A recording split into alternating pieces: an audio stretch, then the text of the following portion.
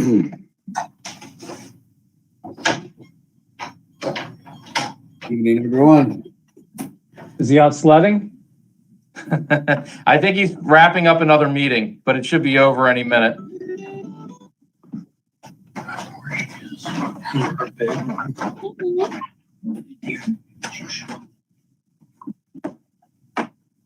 He just texted me that it's live, so we're recording now.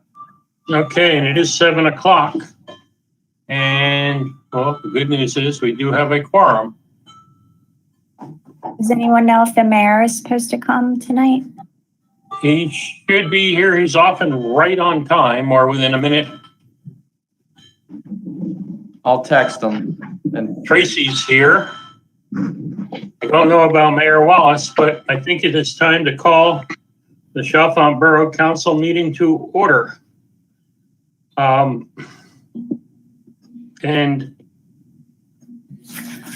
let's try a Pledge of Allegiance and see if we get anywhere near coherent. I'm going to make life easy for you. I'm going to mute me so I don't step on top of people.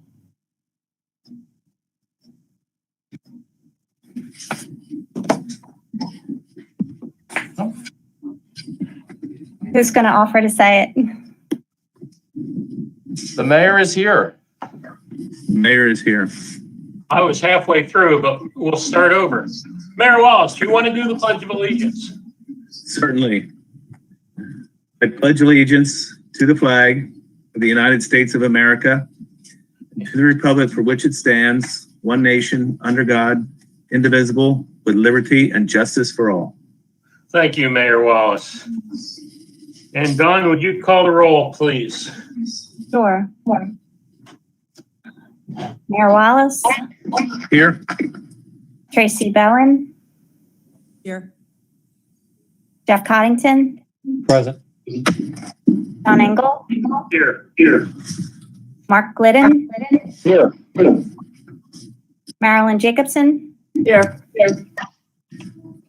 Michael Kelly, Mitch Meyerson, Here. Dia, Sean, Here. Mike McGinnis, Here. Pat DeGangi, and Rich O'Brien.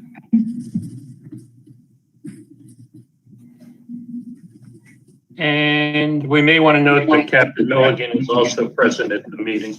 Sorry, Captain. Thank you. An announcement that this meeting is being recorded. I am not aware of any changes, additions, or deletions to the agenda. Is anybody else? I see none. Do we have anybody with public comment, Don and/or Sean? Not that I'm aware of. No. Okay, no public comment. Then we will move to the consent agenda. Would anybody care to dispense with the reading of the minutes from the January 11th, 2021 council meeting with disbursements from the general fund of $266,045.01 for the month of January? This financial report will be filed for audit. And I will add editorial. We have a typo on our agenda. Not surprisingly, but it was a January 2021, not 2020 meeting. I'll fix that. No worries. It's not a problem. I just caught it. So anybody care to make that motion? So moved. How about a second? I'll second Marilyn's motion. Okay. All those in favor say aye. Aye. Aye. Anybody opposed? That motion carries. We have no special items, so we will move to the council committee reports. Mayor Wallace, anything to report? A couple of items. We've declared 2 emergencies since we last met. for two snow events, obviously. And if there's anybody listening here, we do that so that we make available to us any state or federal funding that we can have in association with snow cleanup and anything else that goes on. So this month, yesterday and today, and last week, we had 2 snow emergencies. Secondly, I received a letter from the Bucks County Planning Commission, and I'm not sure how we want to handle this or who wants to address this, but they are going through what they call a hazard mitigation planning process with the Planning Commission. They're doing this to be in cooperation with the Bucks County Emergency Service Division of updating the 2016 Bucks County Hazard Mitigation Plan.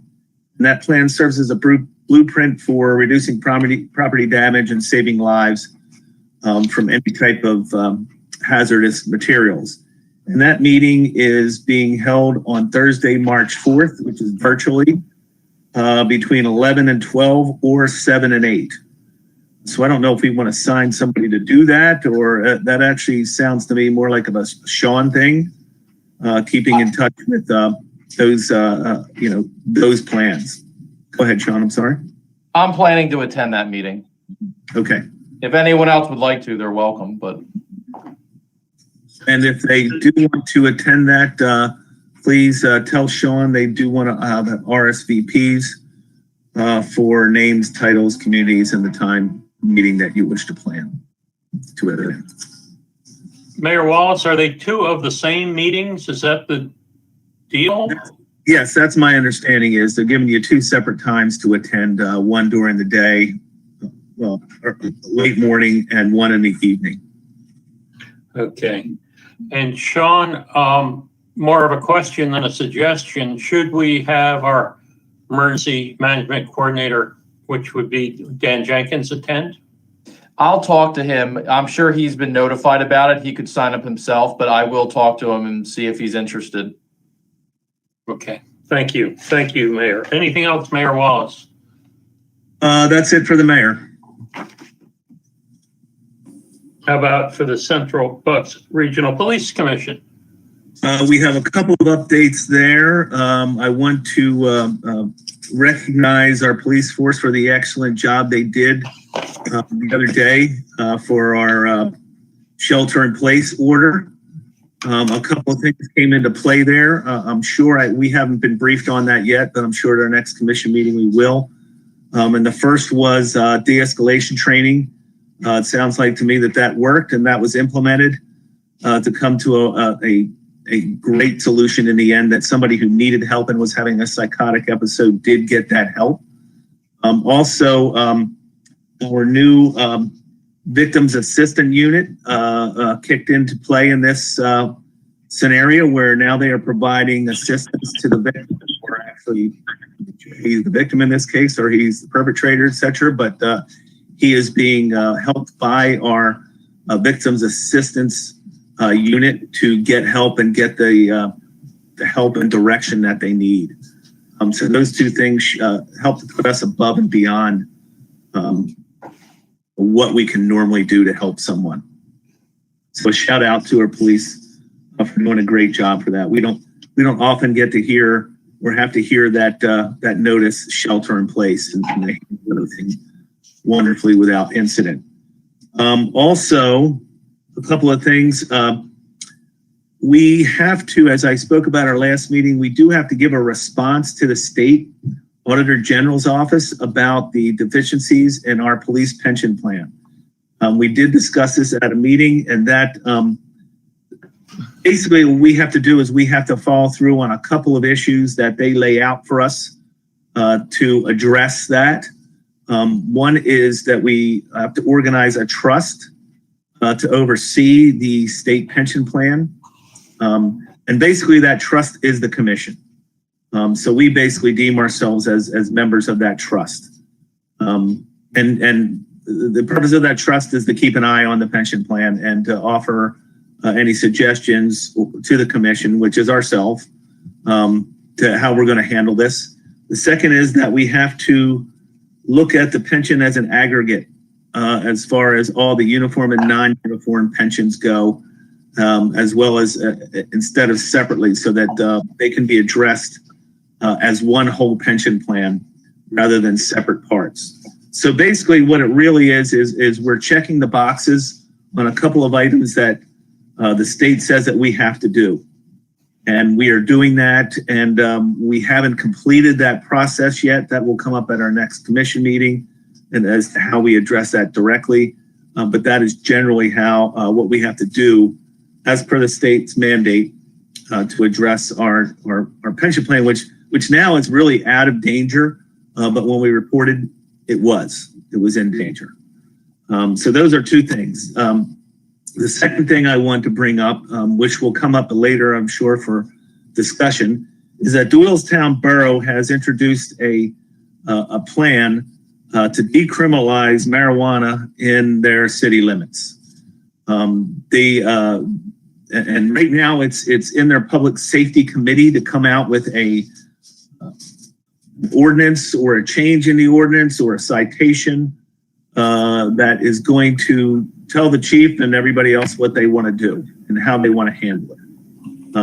We haven't seen that plan. They're going to make that available to us.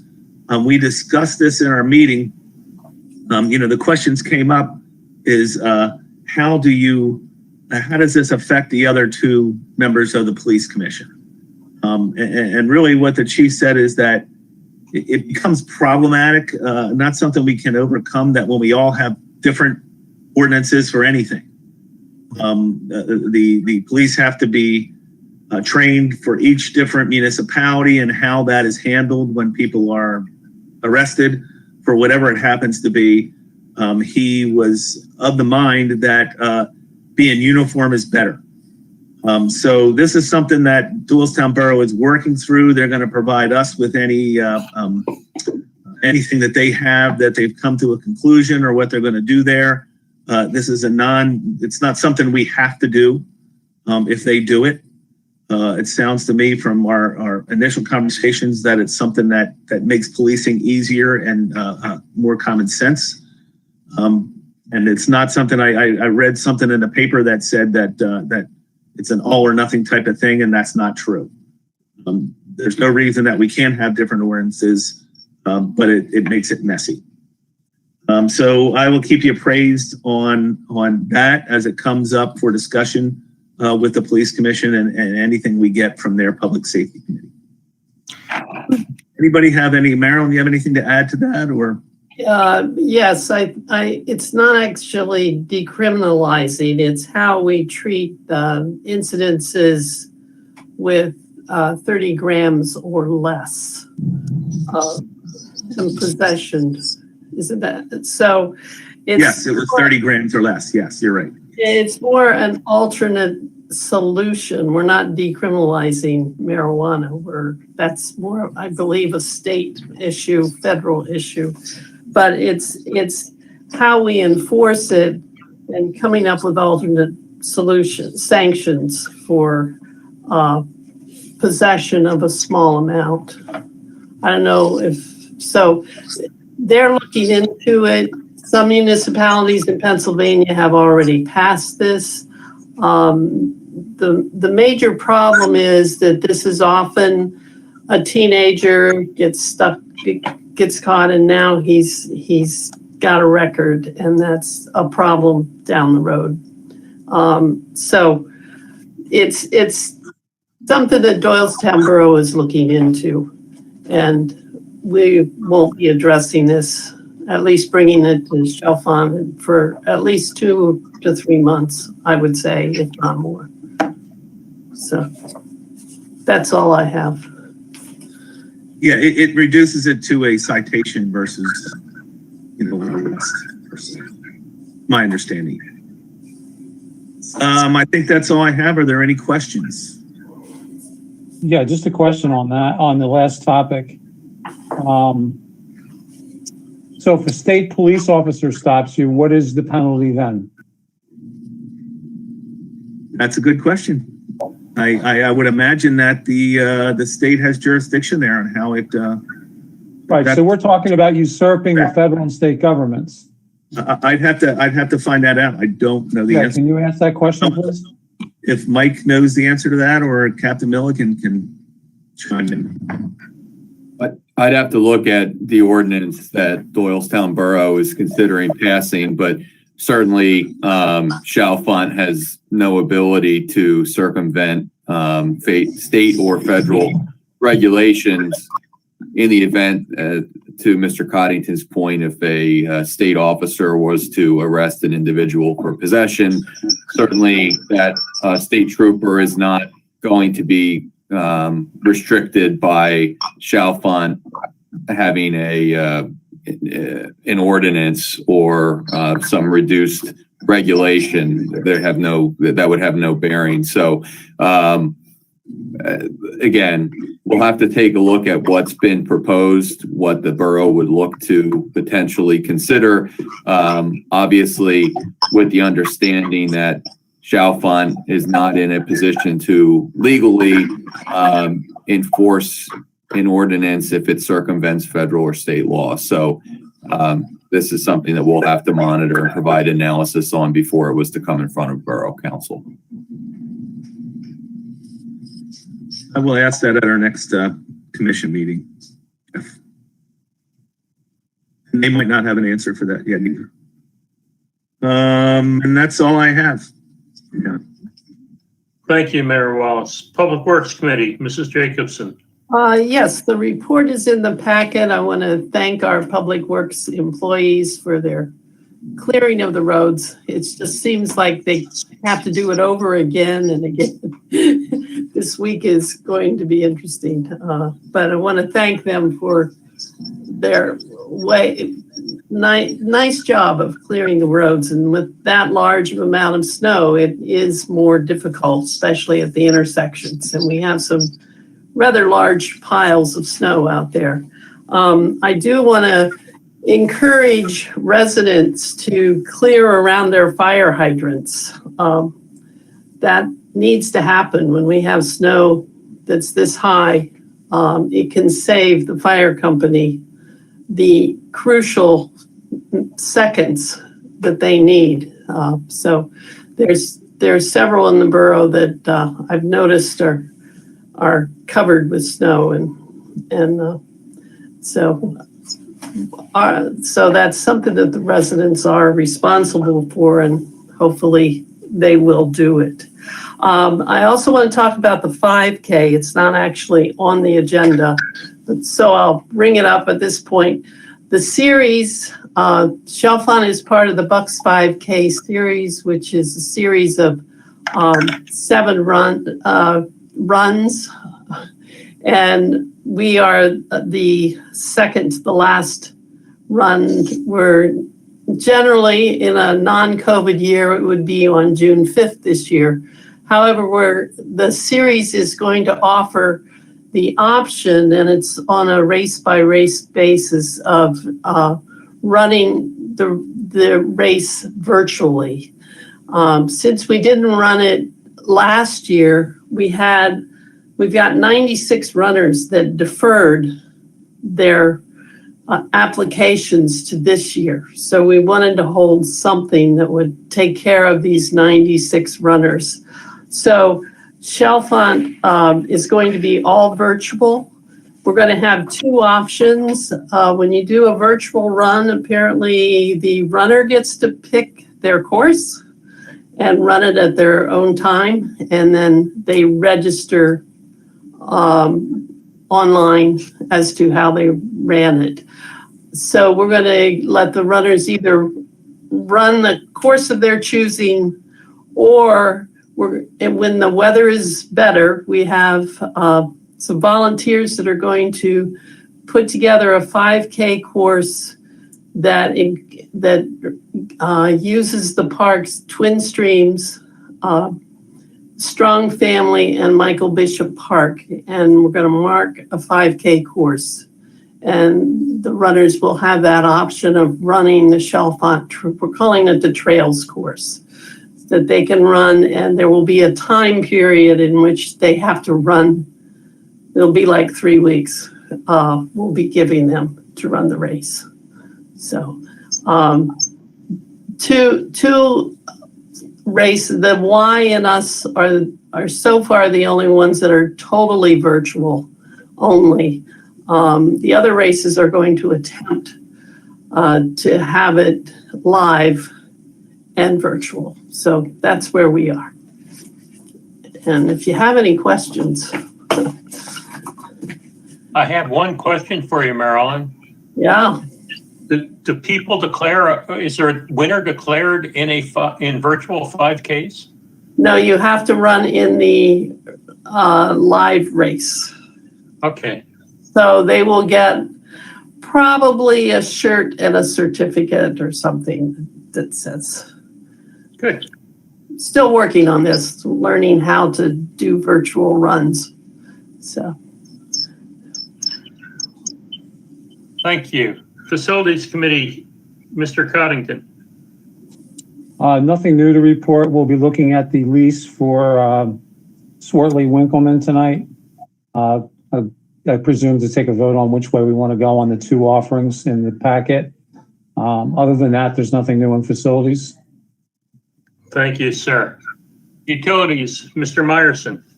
Nothing new this month. Thank you.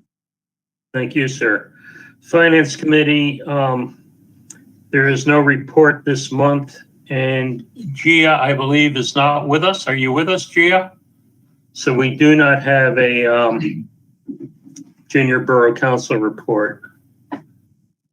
Mr. President, Yes. I may, with regard to Finance Committee.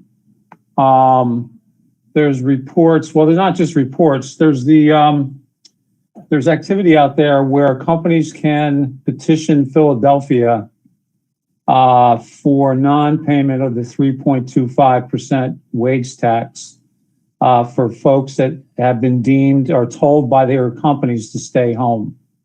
That opens up potentially the ability for us to claim our 1% since they're working from home in Chalfont. I was just curious. I haven't read enough about it yet to understand it, but I did see something on Channel 6 News the other day with regard to it. I know there was something in the paper the other day, which I haven't read yet, but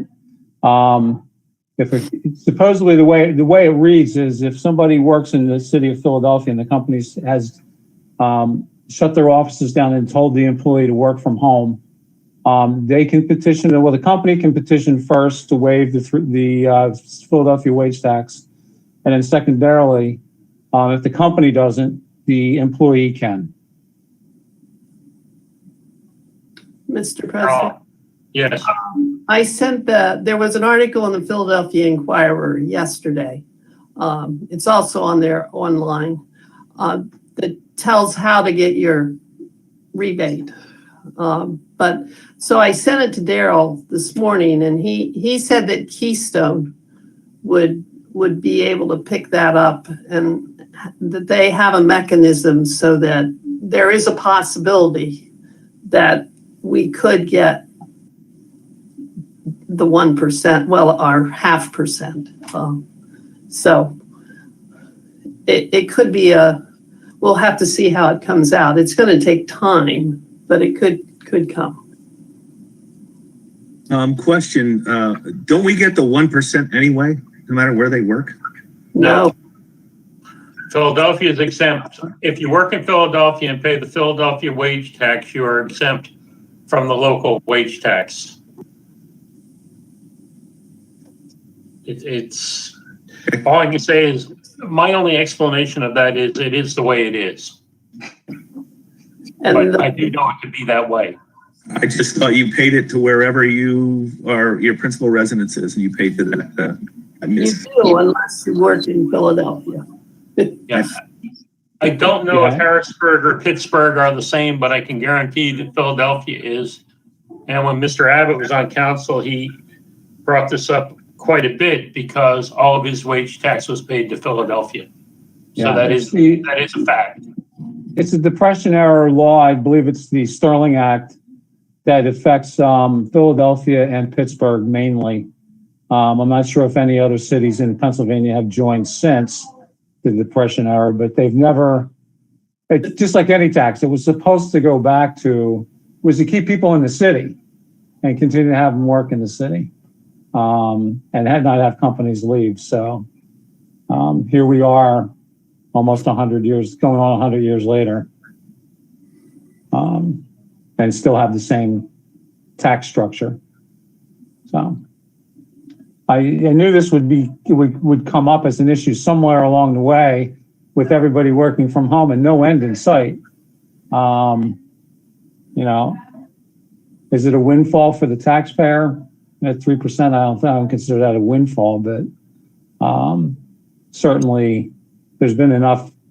There was about 2 years ago, Bucks County was trying to get enough municipalities together to go challenge this Sterling Act to get their 1%. There's also a similar situation with local wage taxes. When I was working, if I was working off-site, I could declare those days as being exempt. Back when Warminster had a tax and we did not, I could declare myself to be exempt from my earned income tax in the place I normally work. But if I was in another non-taxed area, I would be tax-free for that shift, so to speak. Generally for 1 or 2 days a year, it was hardly worth the bookkeeping, but that is the way it worked. And it sounds like the Philadelphia 3+% is going to be similar, and we'll just have to wait and see what happens, I'm afraid. But we'll stay on top of it. I know Darrell will, and I know Sean, you won't let him forget. No, Daryl's definitely on top of that. And when Marilyn sent that in this morning, we were talking about it, and he feels pretty confident that Keystone will catch that there is a mechanism in place to see if there's a refund issued and then make sure they still pay. Very good. Anything else from anybody else? So just understand that if we discover that somebody's not working in the city, then we can go claim our 1%. Is that what I understand we're trying to accomplish here? So they're not paying their wage tax in the city because they're not working in the city, they're working at home. That opens us up to collecting that 1%. Yeah, their employer is actually the one that collects it now and then distributes it. So. Yeah, but further reaching, it's like the potential for this to be more permanent and people actually not to go back to the city to work is something that we have to monitor. Because life when we come out of this is going to be different, especially work life. And there's going to be a lot of people that aren't going back to their offices downtown. That's just a fact of life. And this would be the first step in the beginning of monitoring that or auditing our tax base. I'm working with a group of attorneys in Philadelphia right now, and the word is the shortfall to the coffers in Philadelphia for 2020 is in excess of $280 million, and they have no way to replace that income. So chances are they're probably going to try to delay reimbursement, drag it through the court system. So even if the whole thing does get cleared, as usual, the attorneys will make all the money, right, Mike? And so no, I do think it's going to get held up. It could well get held up in court for a while. And I'm sure Darrell will be checking, or Darrell and/or Sean will be checking with Keystone on how somebody who normally would work physically in Philadelphia was assessed for their tax and not our tax. And so depending how this plays out, because it's certainly not ready to be done yet, will be a pretty good indication of what we need to do or what Keystone needs to do to keep us this straight. But we'll say, I assure you, Jeff, Mark, as you get more information, pass it along to Sean and Darrell for sure. And they won't. Sean, you are not to let us forget we might get money somewhere. I won't. Anything else? In that case, staff reports. Sean? All right. Well, next month we anticipate hearing about our grant we applied for from DCED for the Northern Neshaminy Greenway Trail. So we're looking forward to that. I was just reaching out to them. Pat actually finally got a hold of somebody, and they're supposed to have a meeting next month where hopefully we'll get an answer, yes or no. Also, I just would like to thank the Public Works crew for doing a lot of long hours, and they've been out. They were clearing trails again today. All the trails are open. All the after the roads are done, there's a lot more work going around cleaning up intersections after you get these bigger snows. So people aren't 10 feet out from their mailbox and going around and opening up all the trail systems so that people can walk. It's amazing even before we get there to clear the trails, how many people walk and pack down the snow. I mean, they're heavily utilized even in the winter months. So that's about it. Did you give the crew any time off for the Super Bowl? They got done in time. It was, I figured it was a bit of a rush. I figured as much. I heard exactly one complaint on our snow removal, and it was somebody this evening who said, "Why did you clean those trails? I wanted to cross-country ski on them." So just understand that no matter what you do, you can't win everybody's loyalty. But I know in my neighborhood, people were impressed with the work that was done, and we get the contractors for the most part, and they were very, very efficient. They were very good. And the way I saw things, very careful. So my compliments to them and also to the Public Works people, because I know it was a huge amount of work. Anything else, Sean? No, that's it. Unless anyone has any questions. I see none. I hear none. The engineer's report is in the packet. Mike McGinnis, anything to add to the solicitor's report? Nothing. Mine's also in the packet. Thank you. Thank you. Captain Milligan, anything from the police? The information is contained in the packet unless there's any specific questions. Again, I see none. I hear none. Public Works report is also in the packet, as are the Chalfont EMS and Chalfont Fire Company reports. And it is the annual operating budget from the Chalfont Chemical Fire Company number 1. At this moment, there are 5 action items, and I was remiss until the mayor's report. We will modify, if there's no objection, the agenda to put an action item number 6, which would be to ratify the snow emergency of February 7th and 8th, if nobody has a problem with that. Again, I see none, I hear none. In that case, we'll start with the first action item, which is consideration of the lease options to the second lease addendum for the Swartley-Winkleman Athletic Field, whose intent is to extend the lease between the parties for actually another 10 years.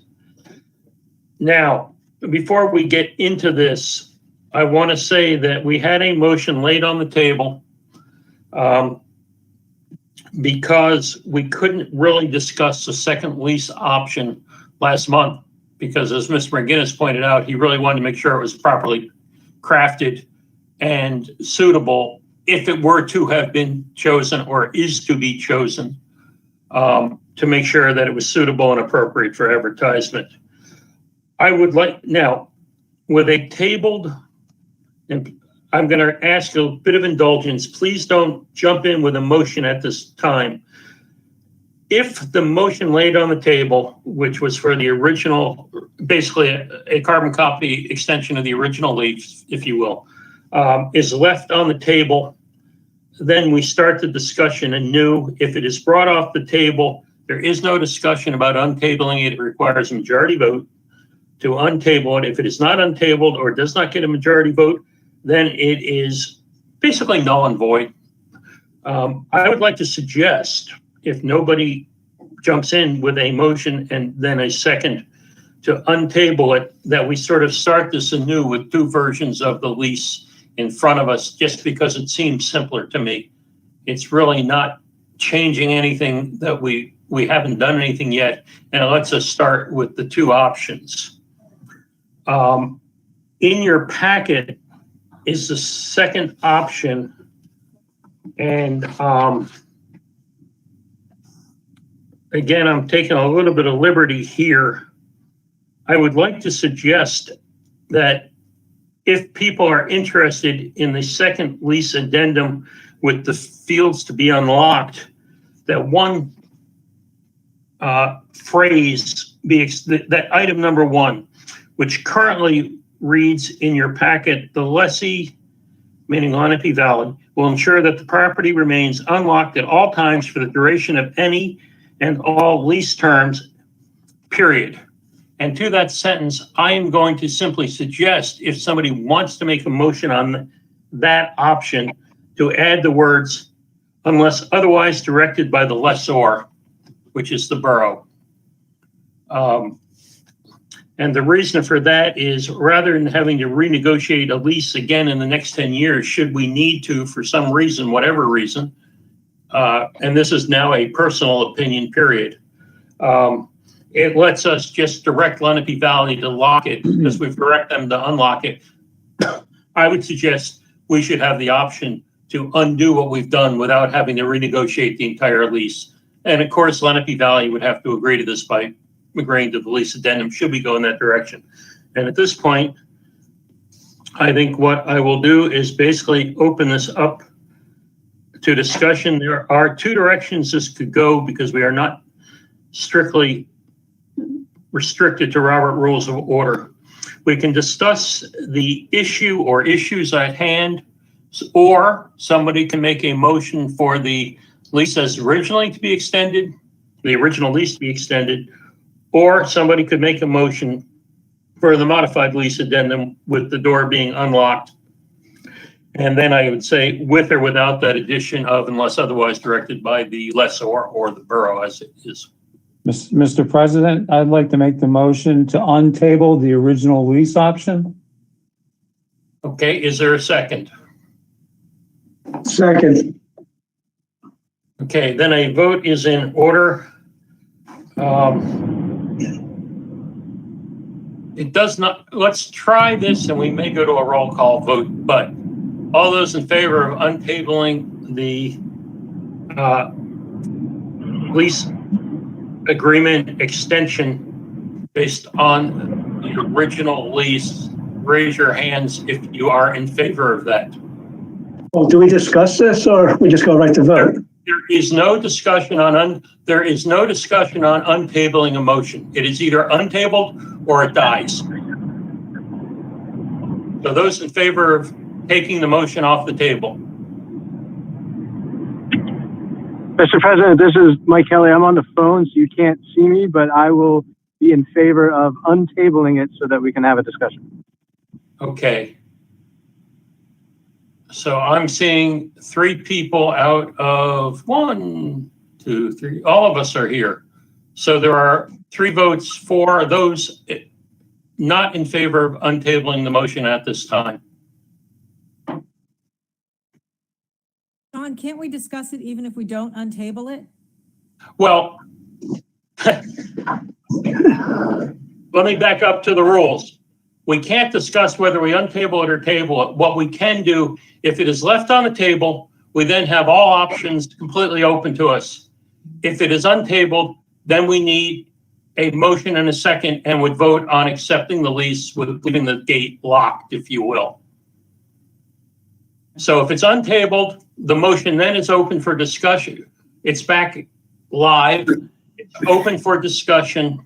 At that point, people could make a motion to accept it, make a motion to not accept it, make a motion to amend it, or whatever. So can I, Mr. President, can I just interject briefly for some, maybe some clarity, additional clarity? If there is a vote to untable the motion, then council moves forward discussing and then voting on the original motion, which is the lease that was presented at last council meeting. If there is not a vote to untable, then in essence, it dies, and this goes back to presumably a discussion of one lease extension versus the other lease extension, with council free to proceed in whatever direction they would like. That's what I tried to say, but you said it much better. Thank you, Mr. McGinnis. So there's a motion and a second to untable the motion. Those in favor of untabling the motion, please so signify. Mike Kelly was a yes. Jeff, I see 3 people. Mark, Mitch, Jeff. Oh, I'm sorry, Mark. Your hand had a glare, or my computer had a glare over your hand. Okay, that motion is then untabled and is open for discussion.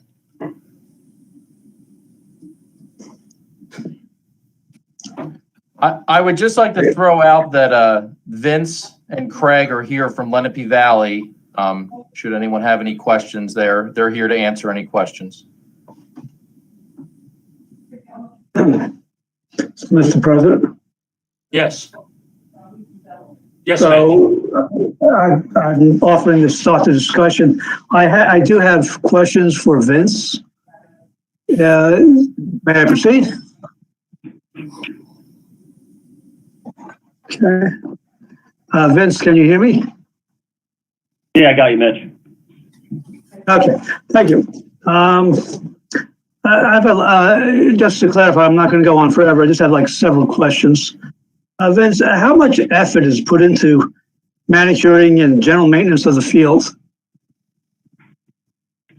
So on the football side of things, they financially dropped probably $14,000 to $16,000 for their season, and baseball is probably $13,000 to $15,000 as well. Obviously, all volunteers, so it's a lot of work. And the field is expected to be in, well, from what I've seen, pristine condition at the start of each game, correct? Yeah. So baseball holds not only in-house rec games for kids, they also hold travel teams. So we're getting teams coming from all over, and vice versa for the football season. Pop Warner has all-day games there, teams traveling from Jersey and Delaware coming in. So yeah, all-day events, pretty much both seasons. And is this field viewed as, I know there's no ranking, but is this viewed as one of the better fields in the leagues? Yeah. Football spends a ton of money on sodding, sprinkler heads, the sprinkler system, and the baseball league has really done a lot of work in the past 3 to 5 years with their field. So yeah, their fields are probably the best around. Yeah. And that includes the lighting and speaker system and the scoreboards? Sure. With the new scoreboards that you guys approved, which is fantastic. That's great. The snack stands, the parking. Yeah, it's top notch. Is the equipment left in the field house? Yeah, they have a couple sheds in the back, 2 sheds back there, and there is equipment in the Clubhouse? Snack stand as well. And there's a fair amount of value there, correct? Yeah. Football, particularly with all the pads off season, you're probably talking $30,000 to $50,000 worth of stuff in there.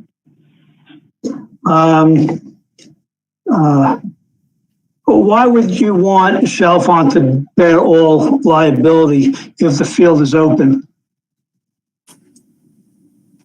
Well, it's due to the effort. We had a meeting last week. Obviously, everything that we do is volunteer. One of the biggest points is getting volunteers nowadays is hard. Being involved with LV Sports for the past 15 years, volunteers, they're hard to come by. If our big concern is if it's left open, that's a great spot for a dog park, and to ask a coach to come in and get a field set up and then have to clean up after some dogs. Believe it or not, it sounds a bit goofy, but it made a lot of sense when someone brought it up to me. So that would be a huge deterrent to the kids if we can't get volunteers. I would have a fear of this field is not that visible from the street since cars are just rushing by it, and it goes deep into the land there. I would have a concern about beer bottles and resulting broken glass on the field. How many requests have you had recently to have the field open? I've been the president for the past 4 years of LVRC. I haven't had any. Haven't had any.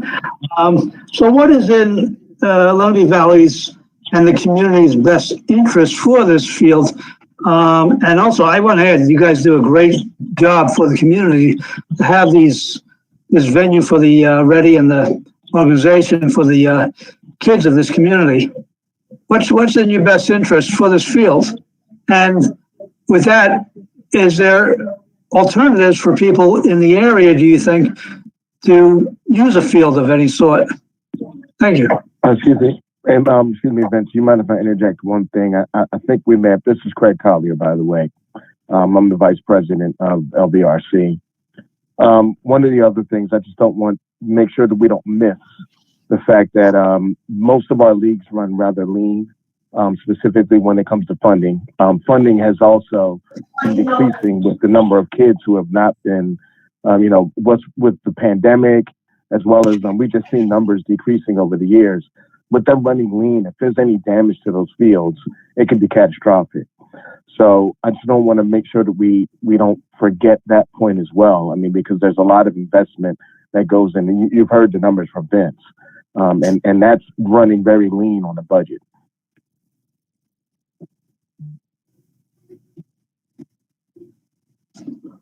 So Vince, thanks. Back to you, Vince. Thank you, Craig. This is Jeff Connington for Vince and Craig. Are there circumstances where you would, I mean, if we were to vote on this to leave them locked, that you would open those for any reason, for somebody that want to use the fields? Because the big issue in terms of this conversation is the fact that it's we understand what you're doing up there and with the value that you're providing in terms of the sports leagues. I commend you guys for all that and the volunteer work that you do. But these are Chalfont owned field. Well, the park is basically owned by Chalfont, which we lease back to you. So would there be a circumstance where you would open those fields to somebody? If there was a family gathering of some kind and wanted to play a softball game or something like that? Is that something you could foresee?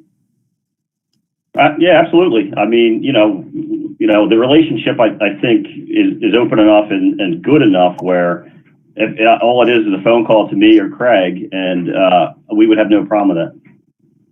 Okay. And then to proceed, I mean, I agree with every point that Mitch brought up and Vince and Craig brought up too, in terms of keeping those gates locked. In addition to that, I cannot with good conscience vote on keeping those gates open with the safety issues of crossing the street and no sidewalks at the top of that hill. There is absolutely no way children should be crossing that street in the middle of the summer by themselves. I couldn't live with myself if something happened up there. And it's not like nothing's never happened up there, because it has with adults. That safety issue is overriding all this conversation, in my opinion. And there's no way I'll vote for keeping those fences open, just based on that singularly. Now, the willingness of Lenape Valley to open the fields on request eliminates the need to keep them unlocked. I understand why they want to keep people out of there, and dogs in particular. And I have 2 dogs. Jeff, if I apply your logic to keeping the field closed to keep kids from crossing the street. What do we say about people crossing Main Street to go to Chestnut Street Park? That's a different speed zone there Yeah, as it's well. totally different. It's not on a curve. It's not people coming down at 45 miles an hour. Speed limit's 25 through there. You have a crosswalk. You have safety measures in place, whether they're regarded or not is a different story. I mean, that's an enforcement issue. But that's at 25, that's 25 miles an hour there. People coming down the hill on 152 by that sports field on average are doing 40 miles, at least 40 miles an hour. I mean, the road's marked at 40 until you get to 35 there. And you're going around a corner where a car coming around that corner is coming around that corner blind as to somebody crossing that street. There are no safety measures up there whatsoever. Well, there are sidewalks on the field side of the One street side. all the way up. Not One past side, public works. the sight line is different. Yeah, that's the side you wouldn't cross anyway. We're talking on the other side of the street where there are no sidewalks. But if they could cross down near Linden Field and walk up all the sidewalks to the Well, not if Swartley you're on, but what about everybody back in Hillcrest and Hellberg? You're gonna walk down to Lindenfield and back up? Circle. You're asking Marion Circle and Boggle Break Farms to cross there. They're not gonna go all the way down to Lindenfield and walk up. You know, kids are gonna be kids, and I hate, like, just as we shouldn't encourage this when we have options that are safer, like Chestnut and quite frankly, North Branch, where you could go into Lindenfield and walk across the bridge that was built. Yeah, with Chalfont School being built and the path going through there, everybody from Lindenfield can get to Chestnut. Everybody from Hellborough. Yeah. I mean, you know, there's field availability. We have that.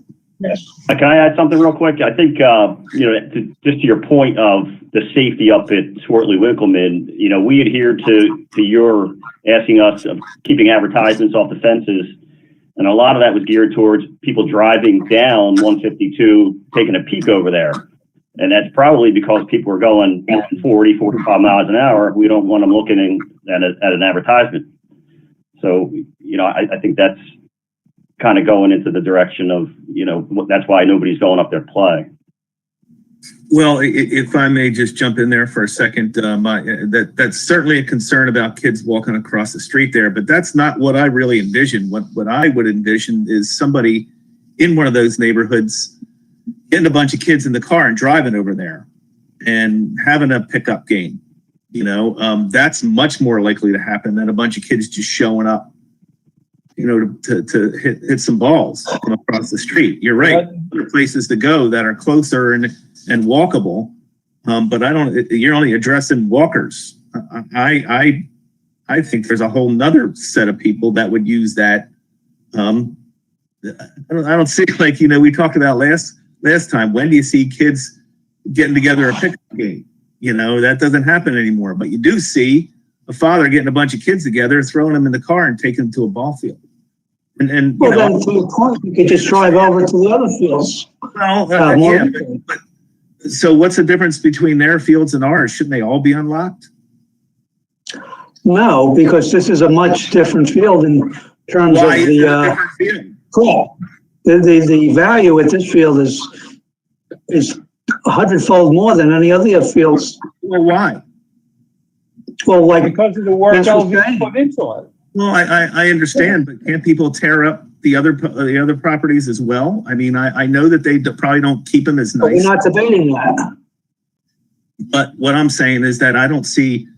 I'm not sure I see the difference. I know they do a great job. The field's beautiful. But if they did the same great job at North Branch or West Branch, would they be shutting the field off? I'm just playing devil. Can I interject here? I'm sorry, this is Craig Collier again. I think that there's also the value of the property that's stored in those sheds. We don't have that.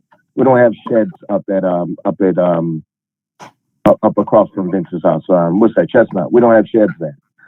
So I mean, and we lock those sheds purposely. I mean, you leave those gates open. I guarantee you, someone's knocking those locks off of those sheds, and they're going to get in there and they're going to pull equipment out. And again, our field, our league runs very lean. I mean, we don't have a ton of money to just throw at a problem where someone just starts to damage equipment. So we're clearly concerned about those issues where they'll damage equipment, damage the fields. If they get the fields in a bad enough shape where we can't play and we've got to postpone, then we got a whole nother set of issues where we're issuing refunds to families. So I think we should just think it all the way through. I understand the need to have, it's a community-based park. Like Vince said, we're more than willing to open that up if anyone, reaches out and asks us. But I think leaving it open for just general access invites trouble. It's going to invite people to want to pick those locks and bang those knocks off and start messing around with the equipment. Well, Mr. President, is it appropriate to call for a vote? We're kind of going over the same thing over and over again. I happen to agree with it. There are so many fields available to people that opening that one field, I just don't see that it makes a huge difference. I do agree that it's an issue with safety if somebody from up that way wants to try to cross that road. They've obviously made, some really serious investment there. I think we're kind of making the same point over. Is it appropriate to call for a vote? You certainly can do that. I would, in that case, I would like to call for a vote, and I think I want to make sure that I get the wording correct, but I do think that we should approve the lease, allowing Lenape Valley to maintain the locks on it, with the consideration that should they be requested, it would be unlocked. That would basically be the second lease. That would basically be the new version of the lease. Just the council would decide to lock it from the beginning, and they would have the option to open it at a later date, should they see fit. Well, Mike McGinnis, is that correct then? Now I'm confused. I think what Sean is stating is a presumption that if we proceed in along the lines of what Mark has just suggested, that Lenape Valley would still want the same provisions in the lease regarding repairing electric fixtures and the like, and an indemnification in the event that council requested that the fields be unlocked at a later date. I believe, Sean, that's why you're referencing that the second agreement is what we're discussing. Yes.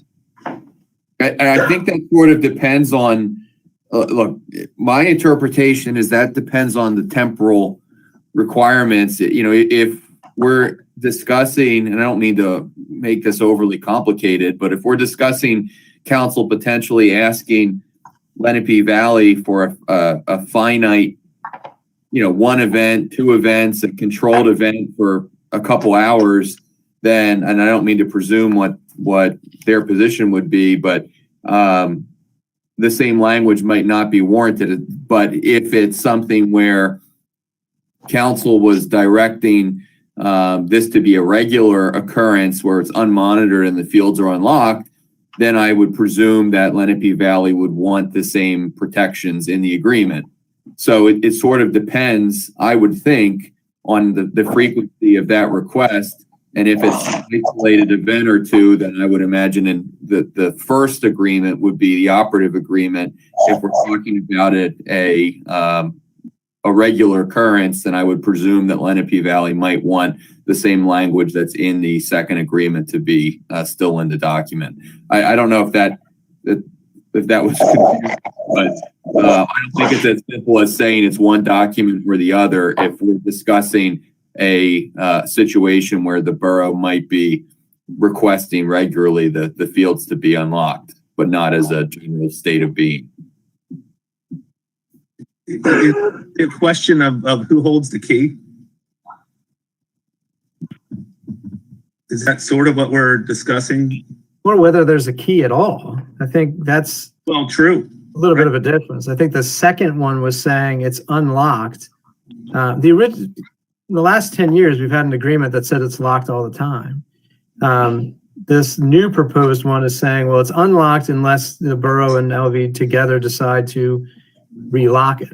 And all we're Right. talking about is the one or two man door areas. It's not the large areas for vehicles and things like that to get on. I think we talked about the one lower parking lot being locked off at all times as well. So we're simply talking about when you make a left to go into that larger parking lot, there's a man door over there by Field C that would not be locked.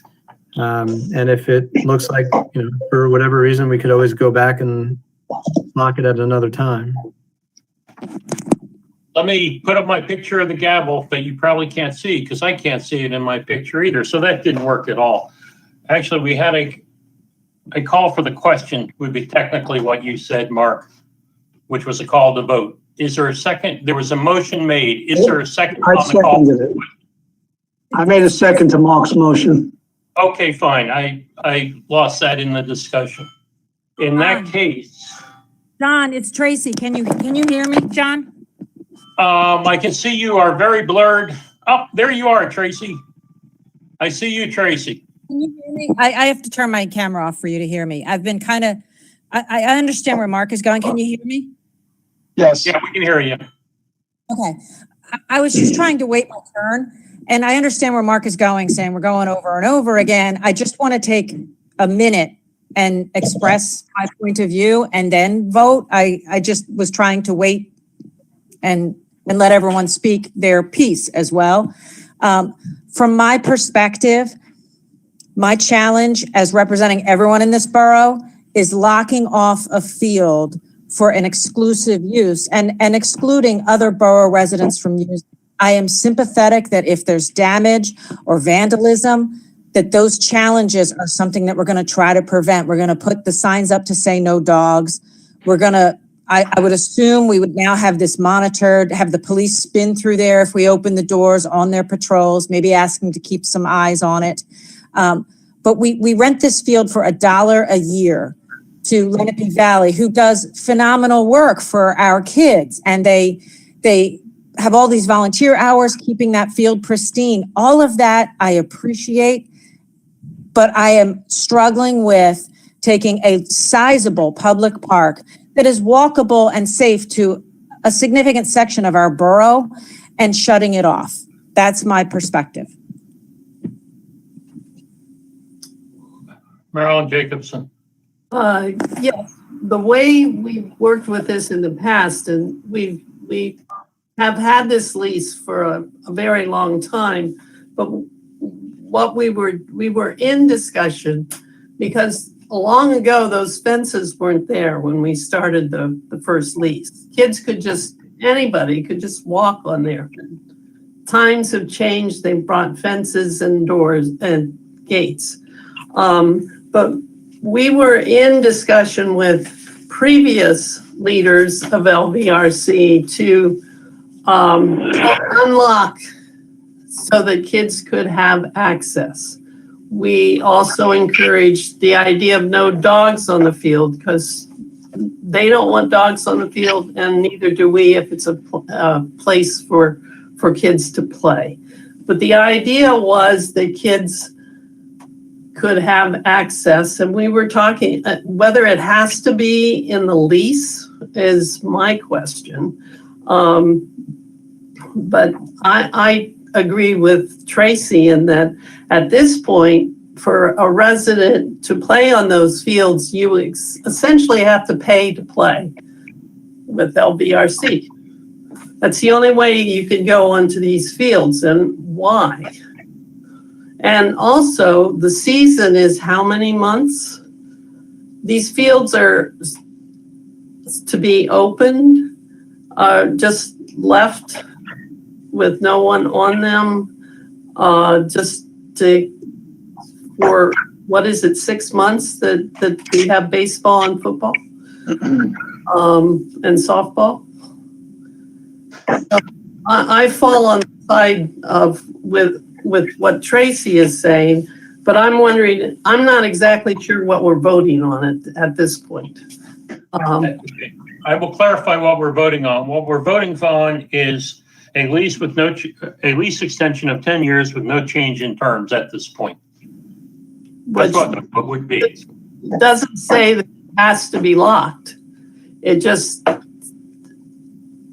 the same lease that we've had in the past, and we could talk to LBRC and have an informal agreement about leaving what I think Mike Kelly called them the man doors or man gates open. The gate for a person, not a gate for a car, because there's they can gate off that lower parking lot. They can gate off the field. There's a way for a larger truck to be able to get onto the field. So that would all stay locked. Yeah. There's one gate like you'd have in your fence, the 3 feet wide that a car couldn't get through, but a person could, that would allow that field to be accessible to a pedestrian.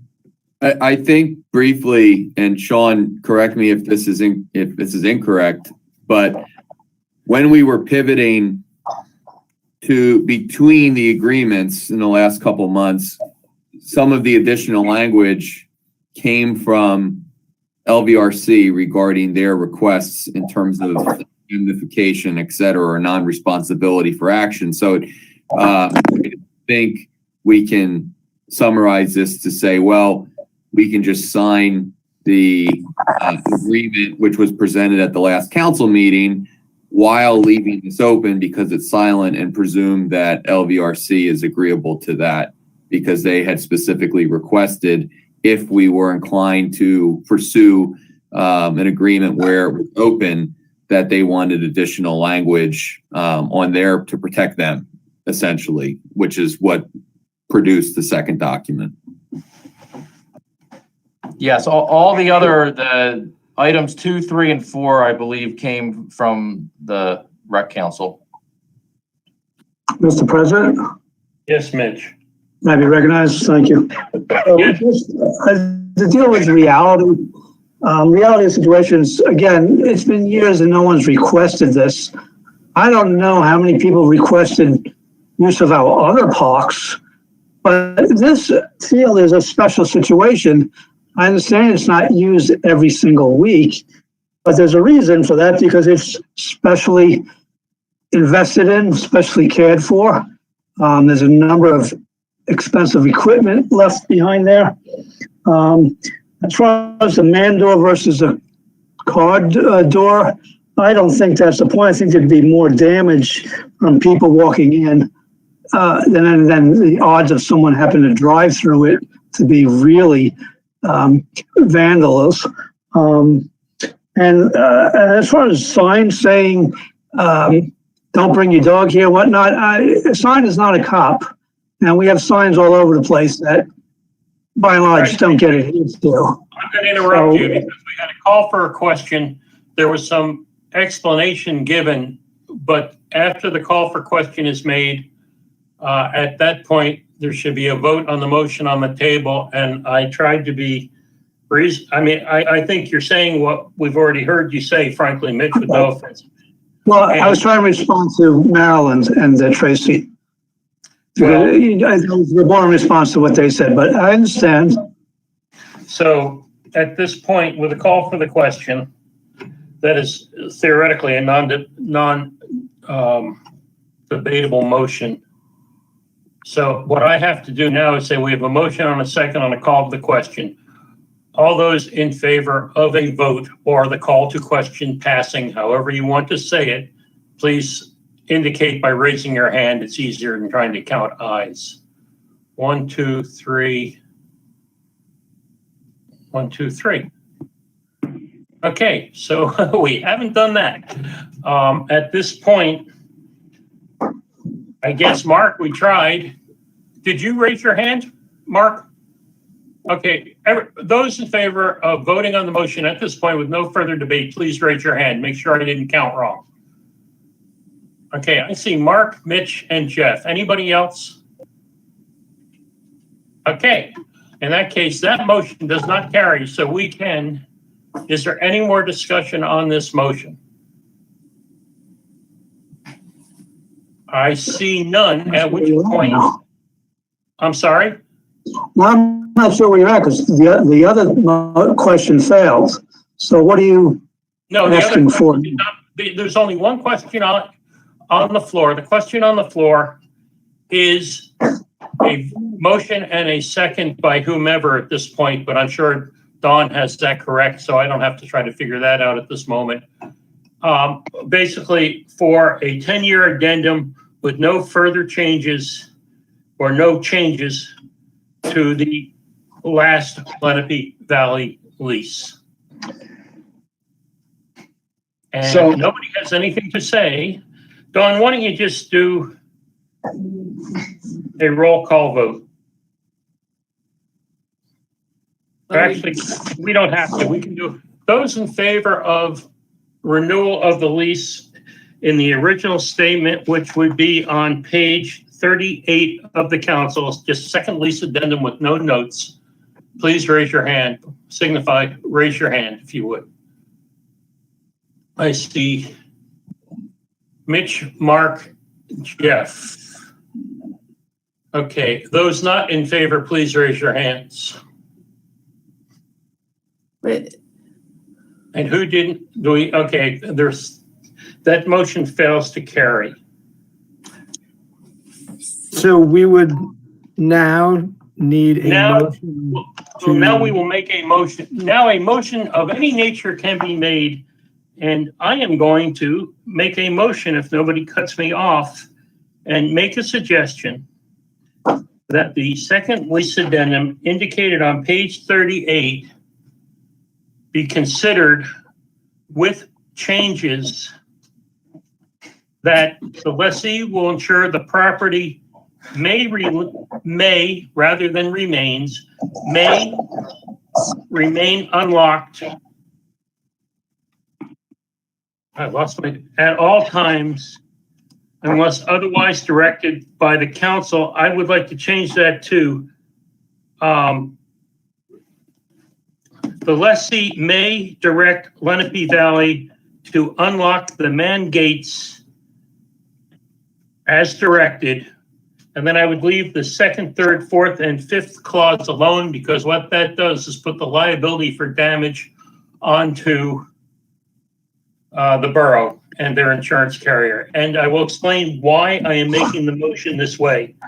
What it does is it allows the council to direct Lenape Valley to basically unlock the gates at our direction or the direction of council without having to go back and renegotiate the lease extension. It indemnifies Lenape Valley against this. And frankly, the reason I said it the way I did is my thought is basically through football, baseball, and Vince, is there soccer on the field as well, or just baseball and football? Just baseball, football. Okay, my thinking on this, without getting into too much detail in writing in the motion, is the borough could say this should be unlocked for certain periods if they so choose to, or it could be opened with the borough assuming liability by directing Lenape Valley to open it for whatever reason, be it a community party, a 5K, I don't know what. But it allows us to direct them to open it and indemnifies them against the loss. It also allows us to tell them, don't unlock those gates, basically for periods covering the football and baseball seasons. So we get a lot more use of the field, but we don't hurt or don't risk the chance of hurting the fields for football and baseball. I mean, I would think we would keep them, I don't know how far in advance of the season, but if we have this, we could talk with Lenape Valley. We don't have to change a legal agreement happening 3 years. And we can agree that they should be locked from this date to that date for football, give them time to work on the fields, make sure they're good. Other times, if we direct unlocking, we are then responsible for repairing. The biggest disaster I've heard so far is that if people decide to vandalize football during football season, they're going to lose this, have the potential of losing football equipment for lack of, or baseball equipment. And then to get it back without having to postpone the season is just going to be a logistical nightmare. There'll be a mini version of getting, rush orders on things. So that I'm trying to cut the baby in half here. And I will make maybe 2 points, or it's 1 point with two things. I've been on the fence on this, no pun intended, because I'm afraid we could be solving a problem we don't have, but yet I cannot argue that these are taxpayer-supported fields in the off seasons for sure. But Lenape Valley does provide a great service. So I think this is the middle of the road that really doesn't force anything to be a blanket order to lock or unlock gates. So that's my motion that I made 10 minutes ago, probably. And I should ask Jeff, but I'm going to do it anyway. Is there a second for that motion? I'll second that. Okay, we have a motion and a second. Now you guys can talk because I'm not going to talk anymore. Mitch, I am going to talk. Mitch. A couple questions. So to Sean, what work does Chalfont do on that field? How much time and money is spent on that field by Chalfont Borough? Almost none. I mean, this year, because of the pandemic, we did mow the property for a period of time, but that's unusual. Typically, the only time I step foot on that property is we go in there with our insurance. We go in there with Divot and we do a walkthrough of all the buildings and sheds and walk the borders of the property and look for safety concerns because we do home liability insurance on that property since it's ours. And another question. So I'm going to ask John at one point to restate the motion. I'm a little unclear of, are we starting with the field locked or unlocked, number one, but who is going to end up deciding when and where and who opens and closes this gate? Does that mean that every council meeting, we may have a request and at the beginning of the month, we'll have to vote on whether we're opening the field or not for a certain period of time? What is that process going to be? Or we're just going to well, you know, or are we giving it to Sean to decide? That needs to be clarified. Okay, the question, the motion I made changes only item number 1 on the second lease addendum on page 38, which currently in your packet reads, the lease will ensure the property remains locked at all times for the duration of any and all terms. And I was going to add to that originally, except as directed by Borough Council. What I wanted to change that to is the lessee may require the field to be unlocked at their direction. In other words, it gives council the ability to open it, but does not direct Lenape Valley to keep it open all the time. Given that we could tell them to open it, clauses 2, 3, 4, and 5 would apply to times we directed that field to be open. And how are we directing them in such case? Well, it says at the direction of council, so it would really be a council decision, but it doesn't say it has to be done every day, every week, or every month, or even every year. Right, so Sean gets a request to use the field for March 29th. So at the beginning of March, we have to get a request, and does council have to vote on that by majority to approve that? How's that going to work? If it was at the direction of council, then council would have to have a vote to take an action to give a direction. Right. Marilyn. Can I make a slight comment here? I think what Jeff or what Mitch is talking about is a specific instance where Lenape Valley already agreed that that would be outside of the lease. If someone wants to have an event there, like just like a family game or something, that could just be handled, but maybe between staff and Lenape Valley. That could just be an agreement. I think what John was more alluding to was the idea that the council would have the ability, if they see fit in the future, to unlock the property. It would give us the power that currently nobody really has, because when the original lease was put in place, there was no gate, there was no lock. So the property is locked now. We never gave permission for the locked property, and we also don't have the ability to unlock it with the current lease. So I think the idea here is just to give the borough council the power to unlock the property in the future if they see fit. I might be wrong. Maybe John could clarify that, but I think that was the intent. That was basically my intent. It left the option there, but did not give an absolute direction at this time and unilaterally unlock the gate basically 24 hours a day. So, Mr. President, are you requesting that paragraph 1 reads that the property may,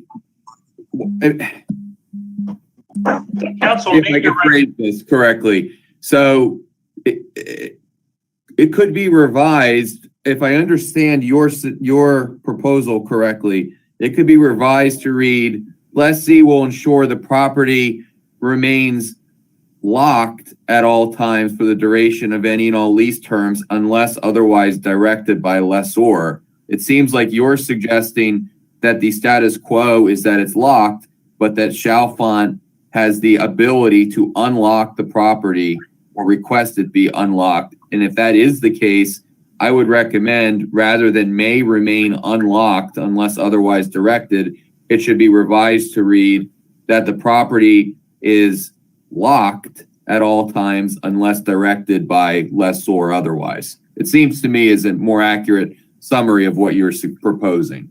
That's why you're the solicitor and I'm not. Yes, that is better said than I said it, but it was my intent. It was to give council the option. Because as I said, and as a lawyer once said to me, if you can argue both sides of a question, you may not have an opinion.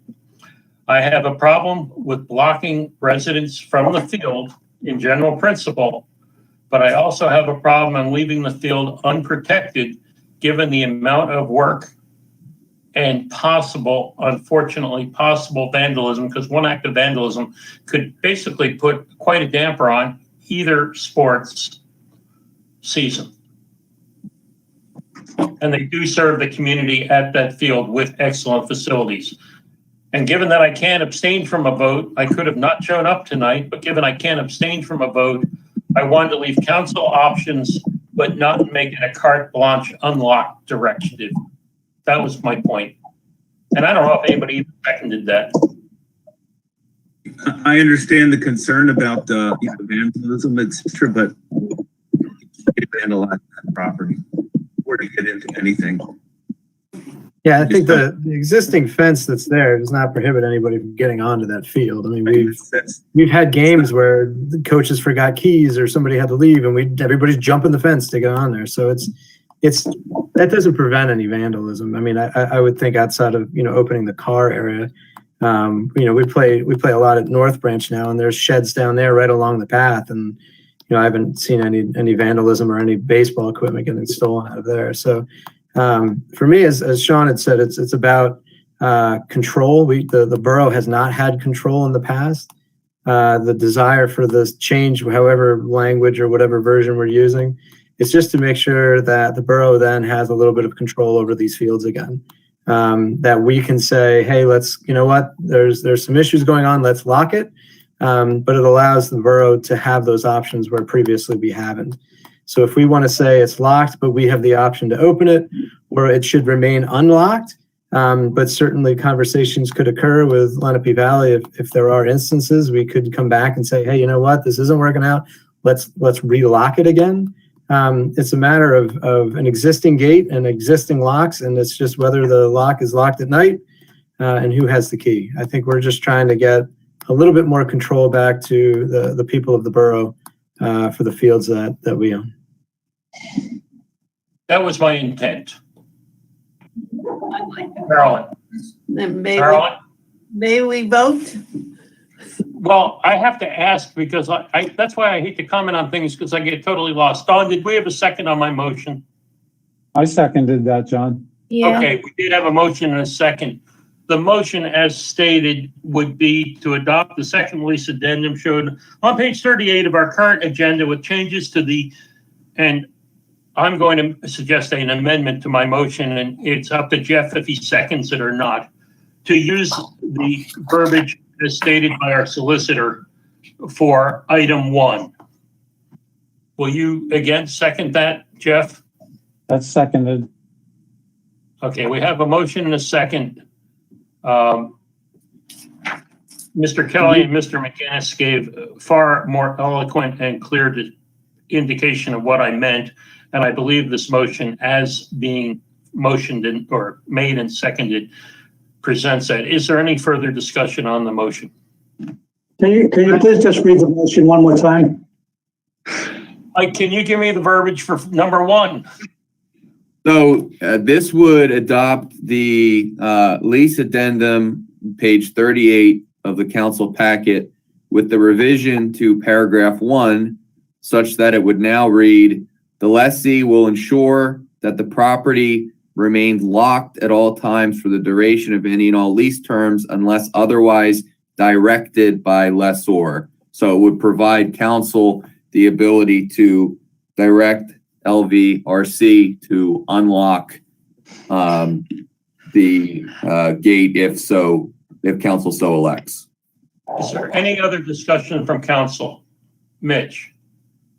And so to follow what Mike says, so that would require, if we decide at any given point to unlock it, on council vote, correct? Yes. And Billy? You sound cut off. That's you, John. I can't hear you. Audio. John, we can't hear you.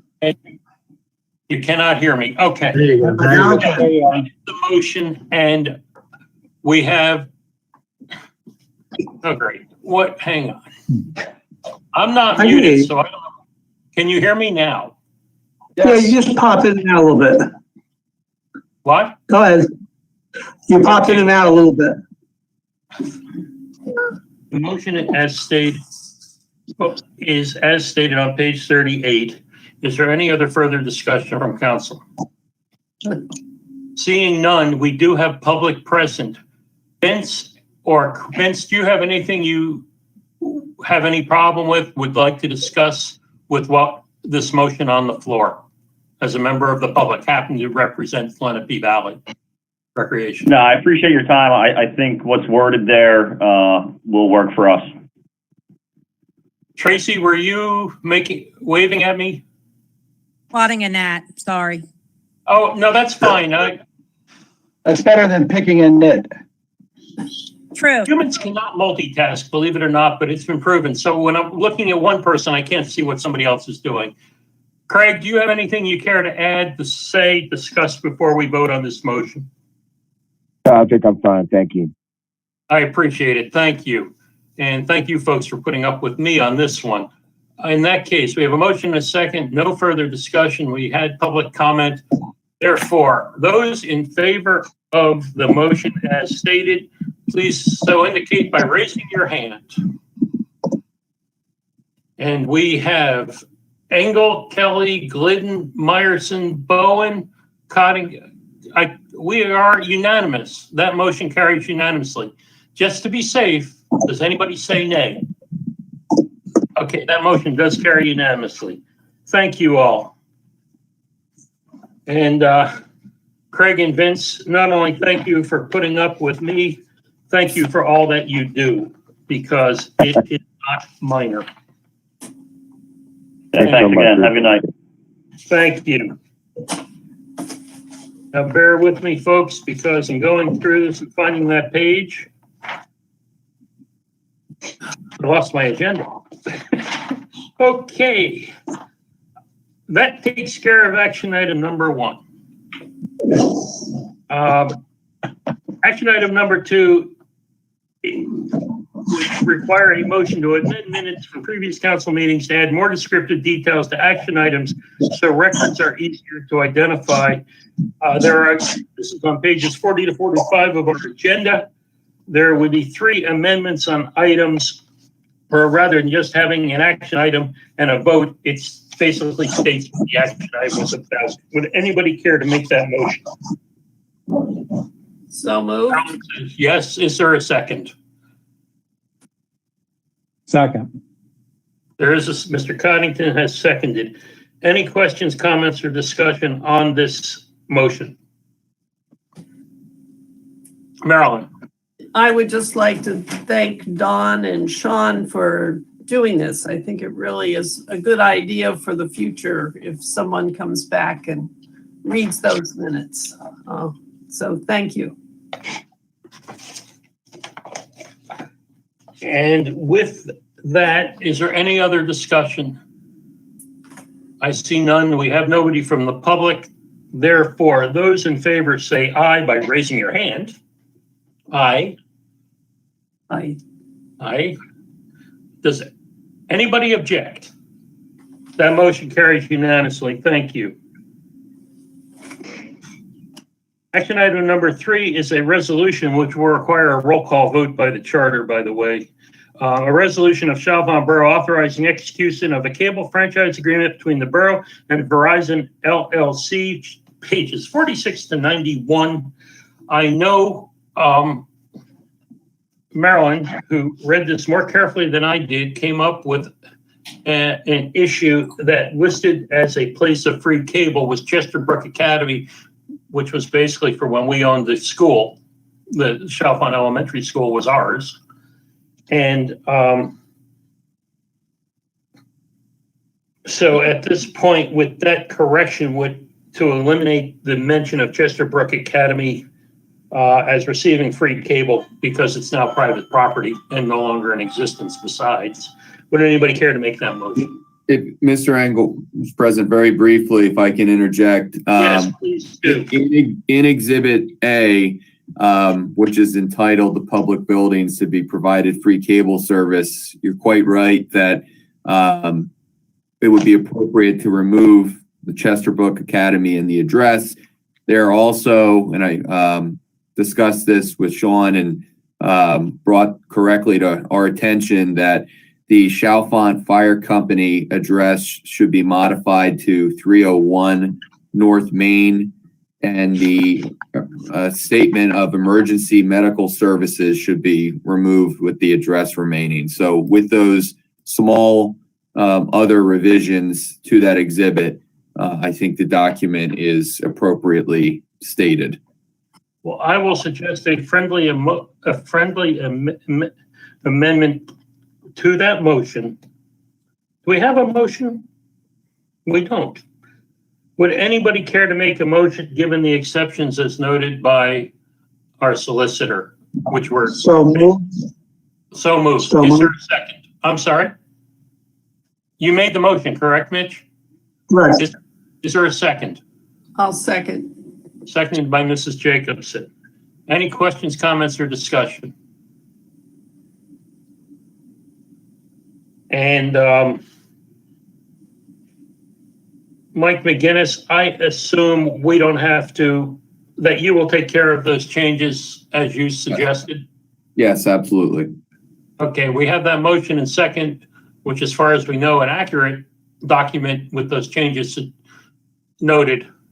Is there any questions, comments, or discussion? I see none. So this is a resolution. So a vote is in order. Dawn, would you call the roll, please? Tracy Bowen. Yeah. Jeff Coddington, Yes. John Engel, Yes. Mark Glidden, Yes. Marilyn Jacobson, Yes. Mike Kelly, Yes. and Mitch Meyerson. Yes.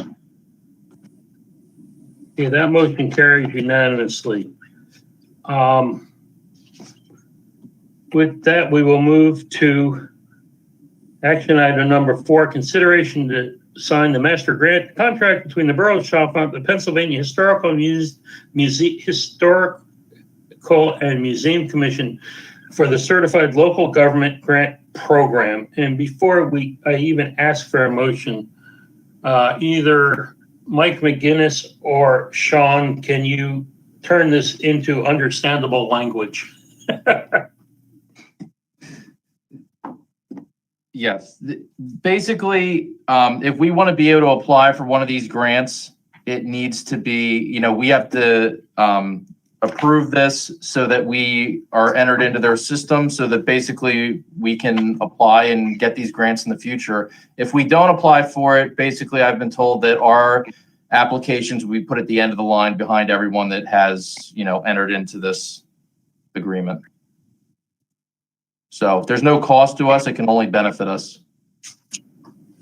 Would anybody care to make a motion as noted in the action item number 4 on our agenda? So moved. Second. Who is the second? Me. Kelly. Is there any questions, comments, or discussion? I see none. We can do this by voice vote. Those in favor, please raise your hands. It's easier. I see no exceptions. This motion carries unanimously. Action item number 5 would be to ratify the snow emergency declared for January 31st, 2021 by our mayor. Would anybody care to make that motion? Mr. President, Yes, were you going to add the most recent emergency as well? I was going to do it in 2 separate ones just because I don't know if we have to. Okay. I don't know. Second. We have a motion and a second. Questions, comments, or discussion? Seeing none, all those in favor signify aye by raising your hands. That motion carries unanimously. And as I indicated a little bit in the middle of the meeting, I would like to suggest action item number 6, the snow emergency, ratify snow emergency declared on February 7th and 8th, as ordered by our Mayor Wallace. Would anybody care to make that motion? So moved. Is there a second? Second. Marilyn and Jeff, thank you. Any questions, comments, or discussion? I see none. All those in favor, raise your hands. That motion carries unanimously. And I am in the Thank you, Borough Council. I'm sorry? Thank you, Borough Council. Thank you. And I am now in the totally embarrassing position of having lost page 3 of our agenda. So what is on page 3? I think it is just our meetings. Is that not correct? Actually, sorry, it's old business, new business. Is there any old business? I can't read it, Sean. I can open on my iPad, but I was hoping somebody would help me out and have a lot of fun. Okay, is there any old business? I am aware of none. I see none. Is there any new business? I believe we talked briefly last time about a sharply worded letter to Aqua about the condition of Butler Ave. I know they're moving up as they go, but there's really no excuse for leaving the road as bad as it is. I'll give you my excuse for why I was 15 minutes late today. I was picking up my car because I blew out a tire this weekend on Butler Ave. While last week I agreed with everyone, I'm that much more in favor of a strongly worded email or letter to Aqua. Again, I get that they put back a patch coat, but that road's busy. There's a lot of driving on it, and there's a lot of safety issues with that road. So they need to be held accountable a little bit more than letting it go as long as they are. If they could mill it in sections rather than waiting until all of Bucks County is done before coming back to do that, I think we have a right to complain a little bit. I think if I could jump in, I have been talking to Aqua and I've looked at what they've came back to me with, and the trench, when a little rough, isn't necessarily the biggest part of the issue now. The problem is that they're doing so much work and it's vibrating the road. The road is in such poor condition outside of their scope of work that it's falling apart. There's a pothole out there today, which PennDOT has not been out to fill yet. I've called them multiple times and emailed them. Unfortunately, it's outside of the scope of the Aqua work, and it's not directly, Aqua isn't responsible for that, unfortunately. Even though you see them on site, it's across the double yellow lines and it's outside of their scope. So they've done some holes for us that have been outside, but this is a bigger issue than just the Aqua, which is a nuisance during the day and it is rough. PennDOT we need to get Butler Avenue, which I'm really pressuring for, but we need to get Butler Avenue moved up the list to get repaved. Whatever doesn't get paved as part of the Aqua work needs to be repaved. There is also, there are 2 other items or pieces of information germane to this discussion. One is As I understand it, PennDOT basically does not allow paving call it in the winter. The state does not. Pardon? There are dates, so correct, the temperature is too cold. The other thing is though, and I learned this with an experience similar to Mr. Kelly's on a different road, PennDOT can be held responsible for damages to cars if they receive 3 complaints, but the complaints must be in writing indicating the problem with the road. So the 1-800 call road or whatever the 1-800 number is, are considered undocumented complaints. So I'm wondering if Sean, in concert with Pat, if you could come up with sort of a boilerplate form letter that as many of council wanted could send as individuals, not as members of council, to PennDOT indicating a dangerous problem with the road, we would then satisfy at least holding that the possible, because it's PennDOT, the possible ability of people to recover their damages. But we have to have a minimum of 3 letters in writing on the subject road. So my suggestion is between Sean, if you can work with Pat, come up with words that say, hey guys, you really got to repave this because it's terrible and it's causing damage to our cars. At that point, we may have more leverage in addition to any pressure Sean can put on them. Yeah, I know it's a I public think, meeting, but I stand behind these words. I think that is more in line for getting reimbursed for damages, what you're maybe referring to, but we can definitely, we can put something together, absolutely. And maybe a letter from Chalfont Borough Council as a whole would be a good idea as well. I'll talk to Pat and I'll see what we can get together, and we'll try to do something here because something needs to be done. In that case, I see your hand up, but Mitch, let me do one little thing to finish my thought. I would like to make a motion that a letter from Chalfont Borough, that Chalfont Council authorize me as president and the mayor as mayor to sign a letter dictating our distaste and wish for remediation of Butler Avenue through Chalfont due to the condition of the road. I will make that motion. Is there now, Mitch, I will get to you immediately after. Is there a second? Second. Okay, Mike Kelly seconded. Before I call for general discussion, Mitch, what did you want to say? So, all right, well, I agree with the motions, but I think to Mike Kelly's point, something needs to be done tonight, tomorrow.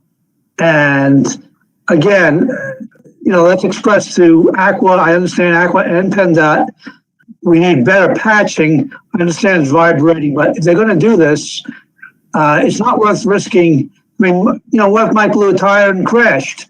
It's a tight thing, you know, and there's no barricade between the oncoming traffic. I know everything in my work van falls off the shelf, no matter how slow I go on that. It's a disaster. So, yes, you have a longer term issue to a certain degree, but we need something tomorrow.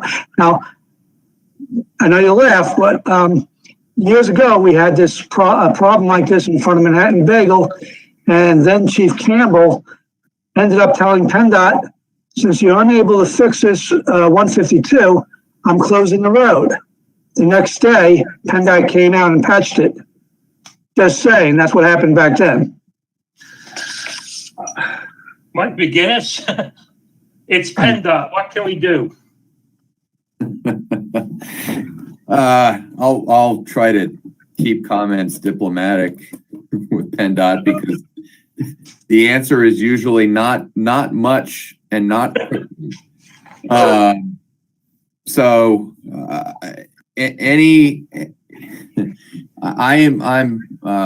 hesitant to suggest any action that's predicated on closing roadways. So I think worded letters as individuals is a good first step, and to see what materializes from there. I don't even think that needs to be, I understand there's a motion and that's on the table, so that's fine. I don't even think that needs to be a directed council action necessarily from a legal standpoint, but I just felt it was more appropriate if Sure. I and the mayor were to sign a letter, I'd like to have the agreement of council that I'm not exceeding or forcing the mayor to exceed. He's actually has more leeway than I because I work for you guys, so to speak. President. Understood. But unfortunately, there's not a, when it comes to PennDOT, there's just not a magic wand to address all issues. I wish there was. It's really getting this on the radar and communicating with the right individuals and impressing upon them that it's an actual issue that deserves their attention.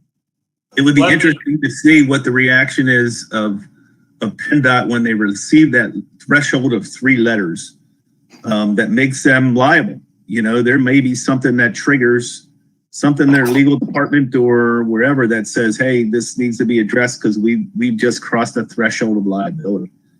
You know, that seems to be the only trigger I think we could possibly, get any attention, because now we're on record that they are liable. So maybe somebody in their department might say, hey, we need to look at this. So Sean, in addition, Mayor, I agree with you. In addition to the letter for the mayor and me to sign to PennDOT as Chalfont Borough, can you ask Pat if he has any advice for how a letter should go to PennDOT? Even if we just denote it that all of Butler Pike through Chalfont is now in such condition that we consider it a danger and is damaging cars. And then we can all sign our individual letter. And even though they're all the same, it should, hopefully 7 letters will be better than 3, and they can't really ignore them.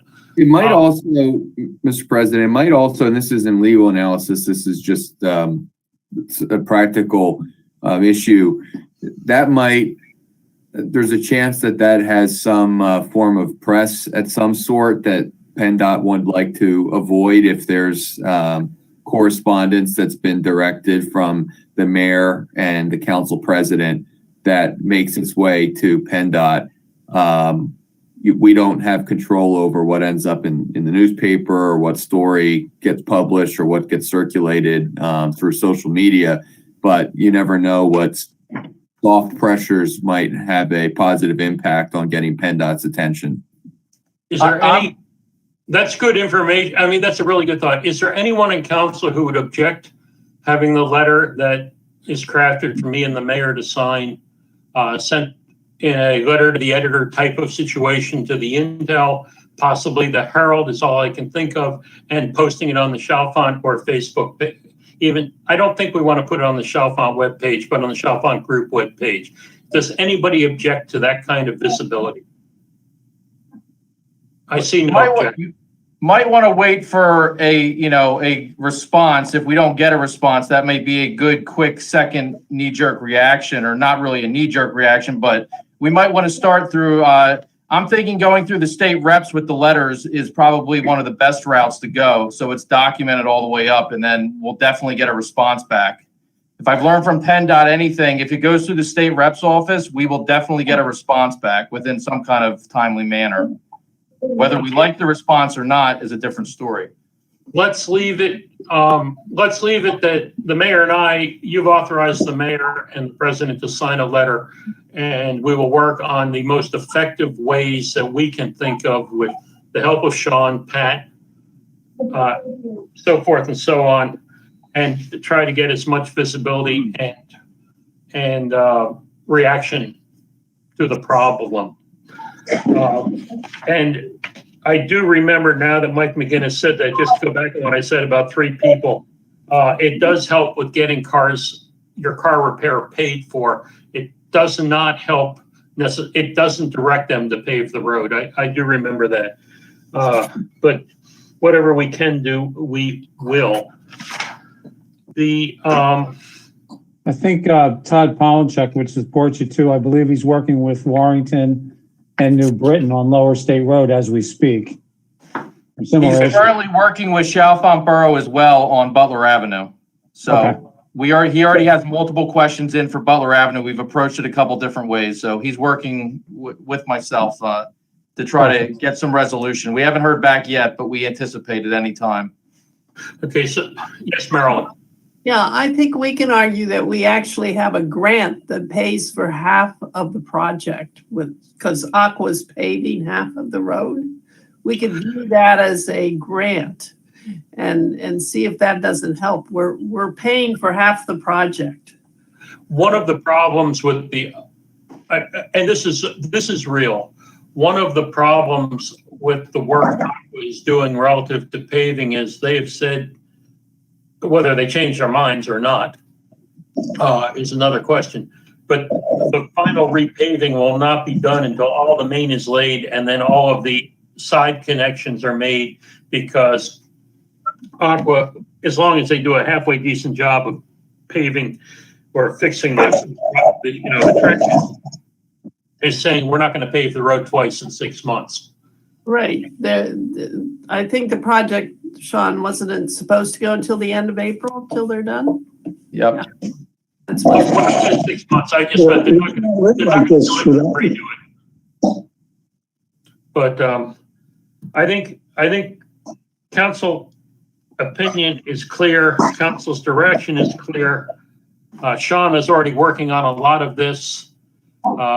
I do think we ought to try to help out our citizens and anyone else who has to drive on that lousy road to try to get their blown out tires. And forget the tire, rims are $300 to $600 on most cars now.